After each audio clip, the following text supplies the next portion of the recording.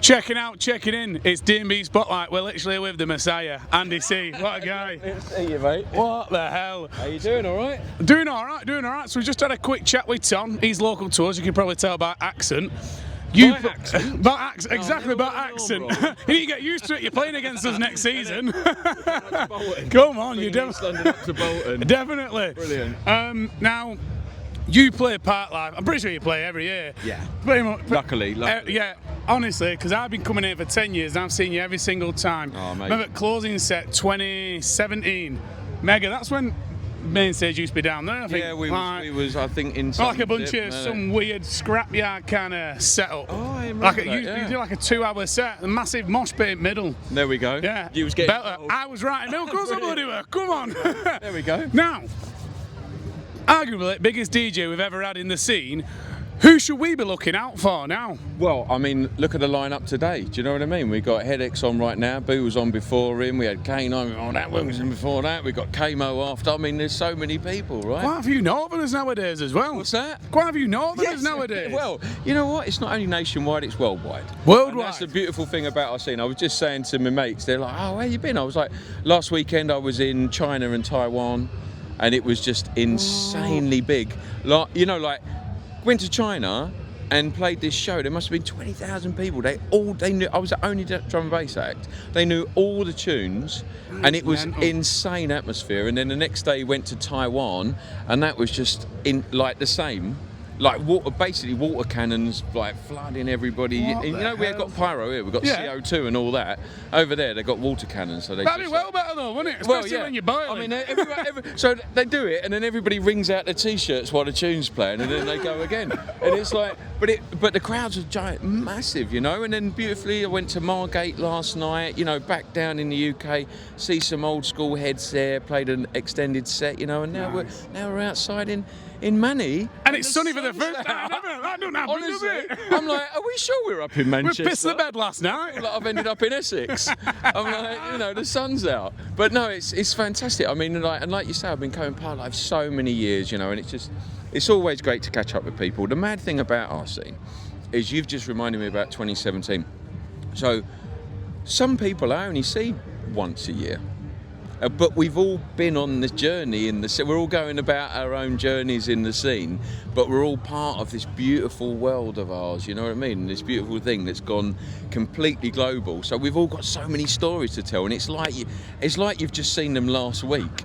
And it's like, I've not seen you since we were in X, Y, and Z like 5 years ago, and this, that, and the other. But look at it, it's beautiful, and the crowd are testament to that. It's good when you get reminded of it as well. I love it. Listen, I love getting reminded of it because there's not many times I can remember what's happening. No, but I've been DJing so many years now, and I just love how far our music's come.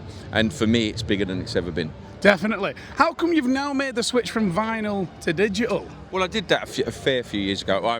3 years ago now. You know what? It would be like if you're travelling all that way, say to China, for example, or to the US, you turn up and the turntables. I mean, for example, I played a festival in the US, and they'd bought turntables specifically for me, but the sound engineer didn't set them up because he didn't know how to. Brilliant. So I had to, me and Tun just stood there on stage in front of the crowd on the changeover, wiring up putting the earth leads in. And if the needle skipped, you know, ultimately the show's got to go well. You know, people that have paid money to come and enjoy themselves have got to have a good time. They don't want to worry. They don't want to worry about me having technical issues up on stage. Yeah, you know? I know. Because I remember I watched Hype in Manchester a few years ago. Yeah. And it took them. It was Hype back to back Hazard, but Hype were on vinyls, Hazard were on digital. And I don't think Hype started for like 15 minutes because they were pissing about trying to set up. Do you know what? And fair play to Kev for Hype for doing that, because we stuck it out for as long as.